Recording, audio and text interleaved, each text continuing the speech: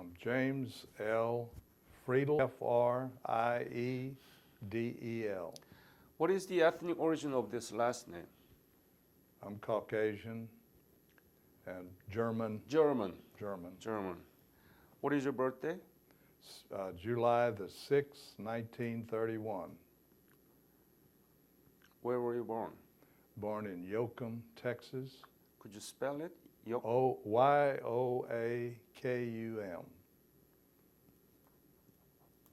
Tell me about your family when you were growing up, parents and siblings. I had, my mother and dad were farmers, and I grew up for the first 5 years in Yoakum and then moved to Cuero, Texas. And then we lived on a farm outside of Cuero. And when I was in the 7th grade, I moved to the city of Cuero, which is a small town. At that time was about 8,000 people. How many siblings did you have? I had a brother, 2 brothers. One was 4 years younger than me, and the other one was 10 years younger than me. The youngest one had cerebral palsy and was lived until he was 29, and then he died. I'm sorry to hear that. My other brother is still living. So you are the eldest. I'm the eldest. When did you graduate high school? What high school? From Cuero High School. Could you spell it? C-U-E-R-O. C-U-E-R-O. Cuero High School. In Cuero, Texas.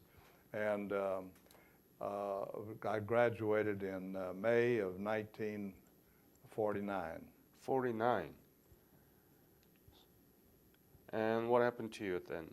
Then I went to Victoria College for 1 year, and then I joined the U.S. Navy in the summer of 1950. In July the 25th, I went to Houston and joined the U.S. Navy. You enlisted? Uh-huh. And where did you get the basic? In San Diego at the U.S. Naval Training Center in San Diego, California. And what kind of training do you receive? I mean, is it different, completely different from Army and Marine and Air Force? I don't think so. I think the boot camp was pretty enlightening. You learn discipline. Big time, and but I survived that, and went on to. Then I went from San Diego. They sent me to Treasure Island in San Francisco, California, for 2 weeks while I awaited my orders. Why Treasure Island? Is there any facility there? That's where they had the Navy. There's a facility there. You enlisted July 25th, so that means that you already knew about the breakout of the Korean War. Yes. What were you thinking? Well, I thought I wanted to do something, and I felt like I guess I was either going to be drafted. There's a good chance that I'd be drafted, or so 3 of us one night, one Saturday night, were having a few beers and decided to join the Navy. And 3 of us had graduated together from high school, and so we left for decided to go, and we went to Houston. We were hoping we could stay together. Well, we found out real quick, because when we got to Houston, my two buddies went on, and they kept me overnight because my blood pressure was up, and they kept me overnight, and then I was okay the next day, and they then shipped me to San Diego. Please explain it to me. I was not born here in the United States. What is the difference between being drafted and or enlisting? Personally to you. I know the difference between draft and enlist. But personally, why does it matter to you if there is any? When we talked about it and decided that I was preferred not to be in the Army at the time, that I wanted to have a place to sleep and in the out of the weather and stuff, but and the drafting, most of the people were going into the Army or the Marines, but most of them were going into the Army at that time. Is there any draft for Navy too? There was a draft at that time. There was a draft for all services, but we no longer have the draft. Yep. It's no longer it's not in operation today, and so it was you could enlist or you could wait and be drafted. What were you thinking that you might go to Korea, which it was under the war? Well, I was hoping that could contribute in some way to, here I am, 21, or actually 19-year-old, and I figured that I needed to go see the world. And see what's going on, and I guess I didn't give a lot of thought to it, why, but we felt like that this was a way that we could contribute, and so the three of us decided to go. Were you nervous? Yeah, nervous, especially when the three of us were together. I thought, well, but then after that, I didn't know a soul. That when they left Houston and I got on a train, I did not know a person aboard that train, at least that I was aware of. And I was a little nervous, but that's very obvious. Going into boot camp, you find that you don't know anybody, so it's a whole new experience. Yep. That's something that I'd never done before. I'd never been away from home for any period of time. You remember when you depart for Japan? It was in September. I went aboard the ship in September of 1950 in Sasebo, Japan. I sailed on the USNS Brewster from San Francisco to Sasebo. And what happened in Sasebo? You didn't stay long there, right? No, I stayed for a long. We spent aboard the USS Hector. We spent a lot of time, and it was an auxiliary repair ship, and all the ships that would be damaged in battle would come to our ship in Sasebo for repairs. It was an auxiliary repair ship. We could repair our ship, the people aboard. We had large machine shops, foundries. We had welders that could weld underwater, and we could do just about any repairs that needed to be done. So when I went aboard, it was just a short time after the Incheon invasion. And then the Hector had been in Incheon in that invasion, and was making repairs and doing whatever needed to be done at that time.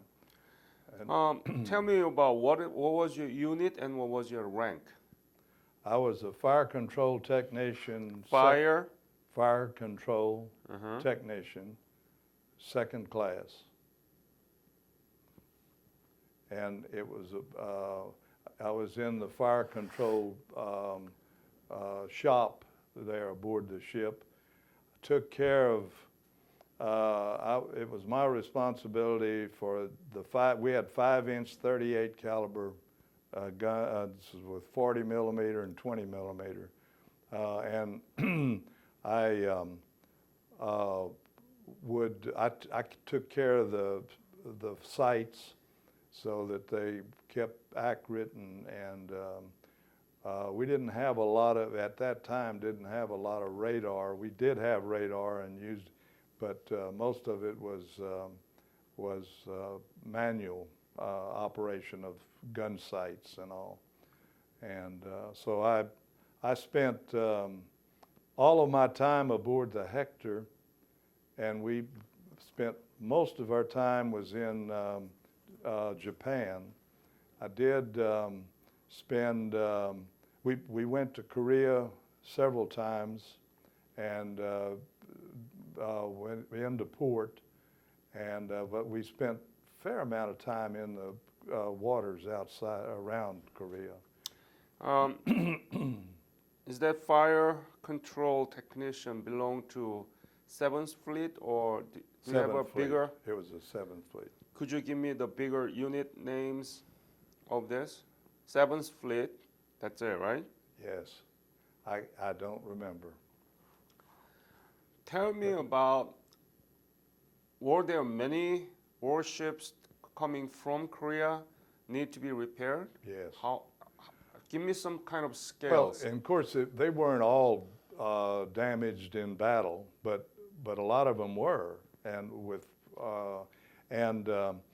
we at times we would have 5 or 6 destroyers or destroyer escorts, cargo ships, different kinds of ships tied up alongside of us, where we were making repairs on them.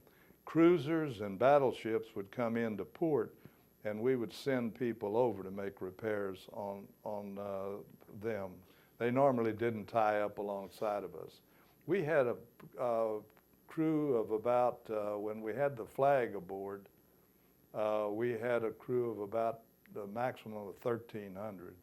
But normally it was between 1,000 to 1,200, somewhere in there is what our normal crew was. But as long as I know, there are not much enemy Navy forces around the peninsula at the time. And what kind of, is that right? Do you know about that, or? No, I think that's pretty. It wasn't a lot of naval, but there was damage from shore. They would be hit, and there were planes coming in too, that would damage the ships. That makes sense. Yeah, but it was not. But they were. We were there to make any kind of repairs that we could to keep them overseas, not having to go into dry dock and for major repairs. So for the case of dry dock, it's gotta be major repair, right? Yeah, Uh-huh. normally that's right. Or yes. How did you get that? What did you do actually in that crew of 1,300? What was your specialty there? Working with the sights on these guns that I was talking about, the 5-inch 38. They have sights that people would look through, and that's how you lined up your target, and you had to keep those calibrated properly. And like I say, at that time on that ship, we did not have radar for the firing of the guns.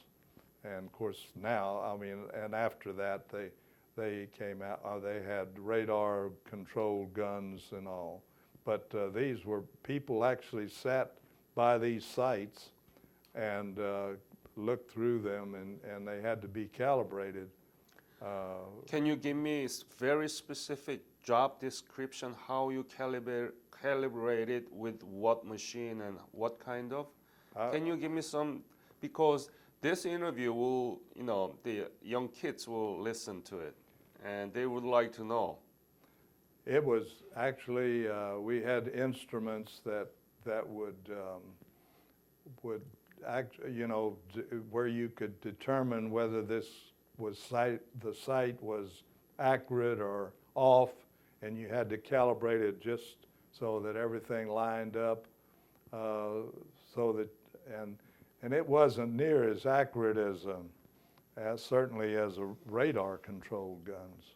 And also I worked with some of the people that in our shop that went to other ships or went aboard other ships to do the same thing on their guns. How was life in Japan? Where did you sleep? What did you do? What did you eat? Life in Japan was actually pretty good.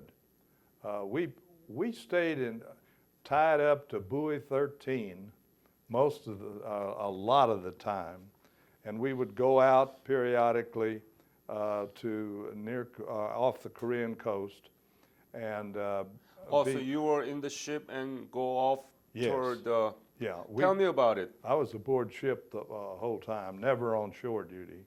This was aboard the Hector. But you said you were in the repair shop. And that's aboard the ship.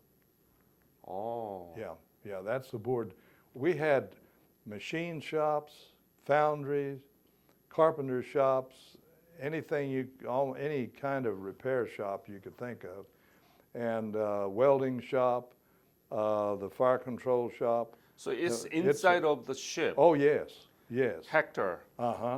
Yeah, everything was aboard the ship, and we went into Korea one time just for a couple of days, and we went and I can't remember the city, the town that we went to, but it was called Sigmund Rhee's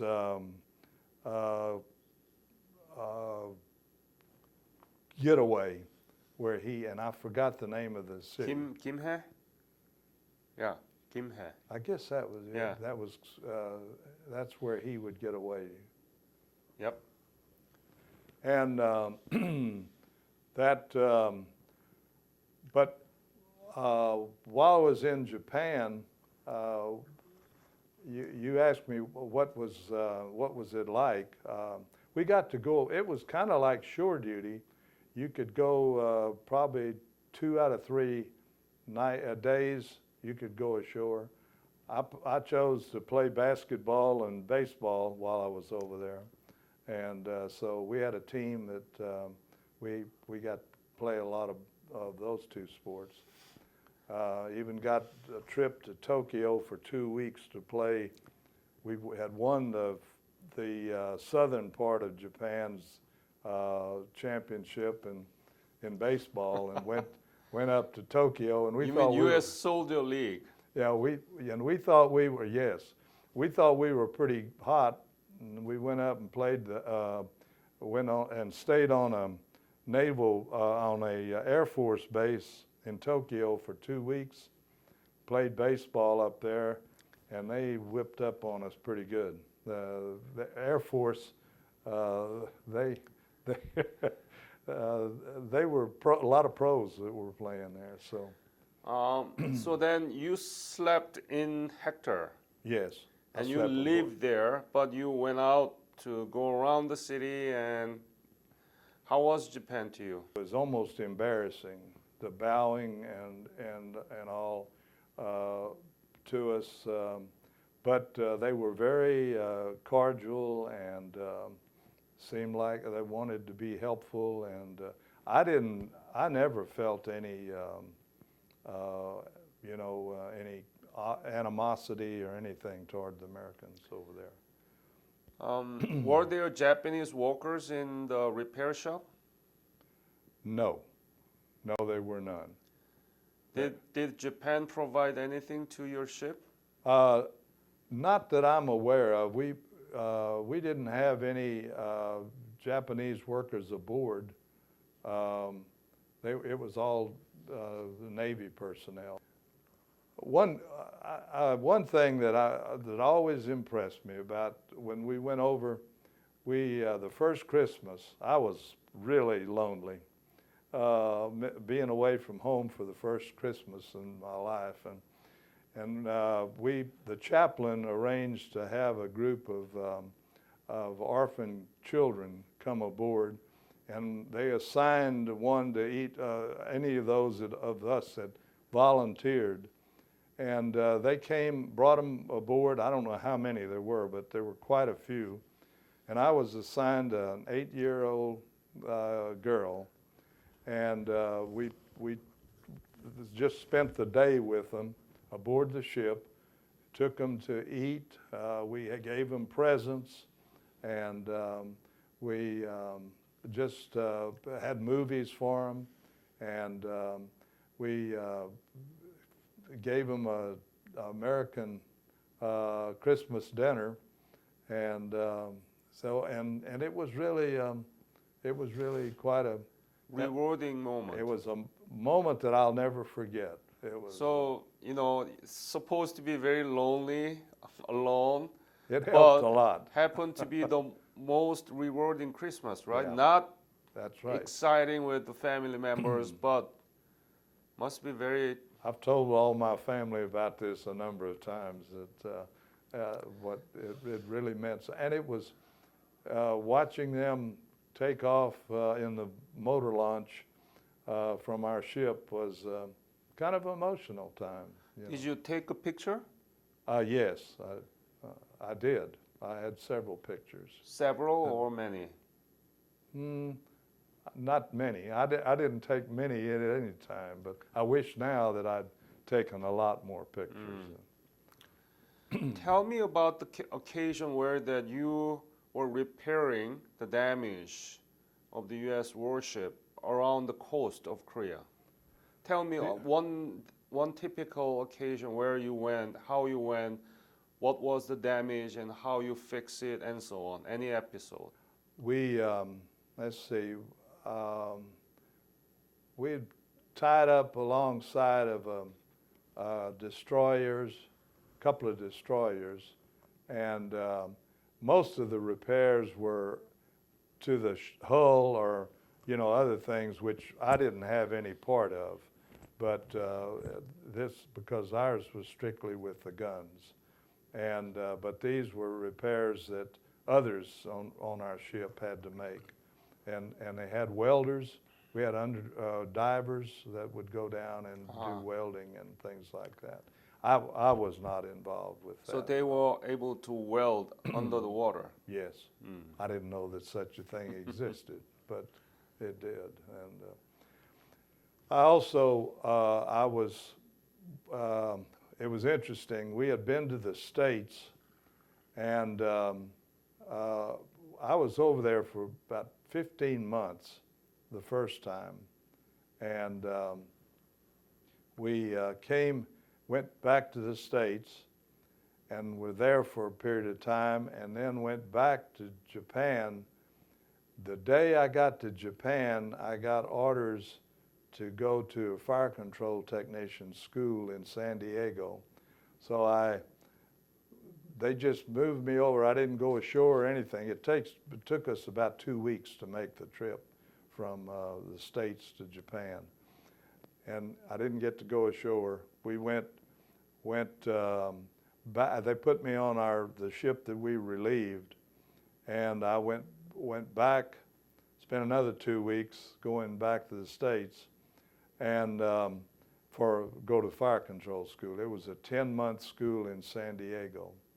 And so I had been recommended to go to this school, and so I spent that one day in Japan and headed back to the States.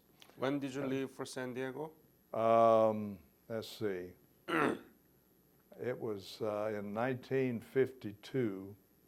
It was about, I think, June of 1952. Because I called my girlfriend when I got back to the States. I called my girlfriend and asked her if she wanted to get married, because we were going to be I was going to be there for 10 months. And so she came out to San Diego, and we got married July the 19th in 1952. And we've been married ever since. Wow. So you wrote many letters back to her. I wrote letters almost daily for a period of time. I would write something daily, and then after we got married, well, then our ship, the Hector, came back to the States, and she was able to stay past the time when I was in when I was in school, and then I went back overseas. We came back to Quirrell, and I went overseas for a year, and she lived with my folks, and then I went back to Japan and When Korea. did you go back to Korea? In let's see, it was I was there a year, and it would have been in '53.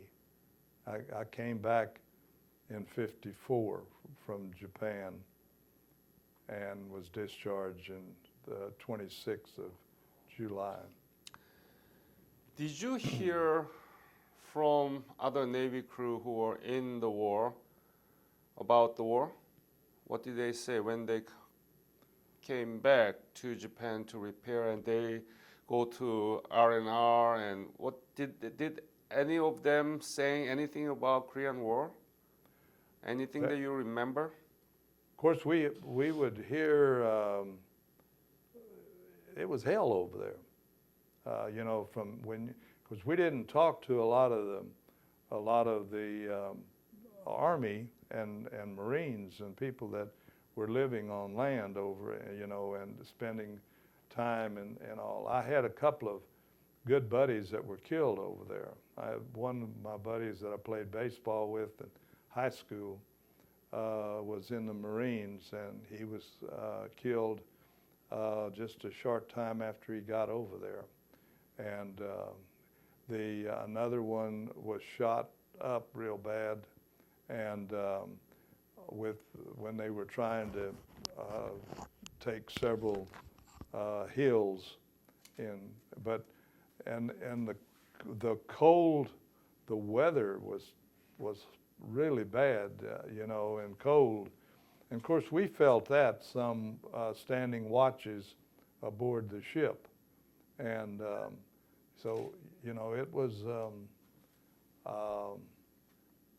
There's no doubt that the people went through an awful lot of trauma in Japan, and I've heard a lot of stories.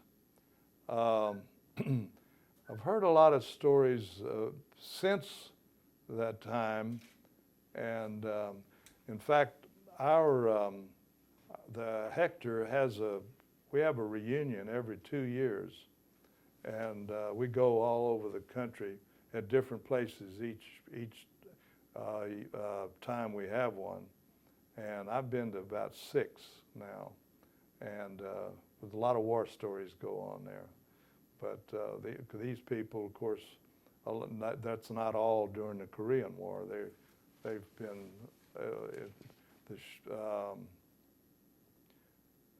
ship was commissioned in 1944, and the Hector was commissioned in 1944. What is the impact of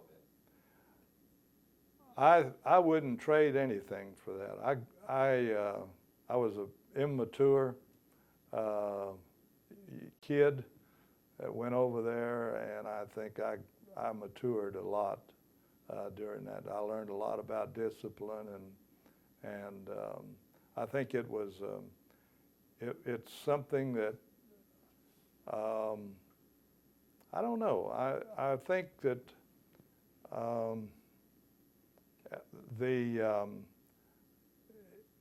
it's a discipline that I think is good for kids, young people, especially those that are not sure what they want to do.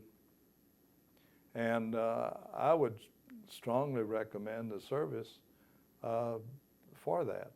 Now, I realize that going into war and all is, that's a tough thing, and it's a dangerous thing. But if you're not sure what you want to do, and the service is a place that you can learn about life, a lot about life. You meet all kinds of people from all walks of life. You mentioned about Korea before we just officially get into the interview. You never knew Korea before you left. No. And you never been in the land of Korea. But now you know Korea was completely destroyed, was in a miserable situation. Now it's one of the 13 largest economy in the world. You know, when I went ashore in Korea at what they called President Syngman Rhee's paradise, I couldn't believe it. It was so antiquated, and you know, it was out on the streets where was the latrines and people who were going together, the men and women, and it was something that I didn't I couldn't imagine. Yeah. Thank you so much again. You bet.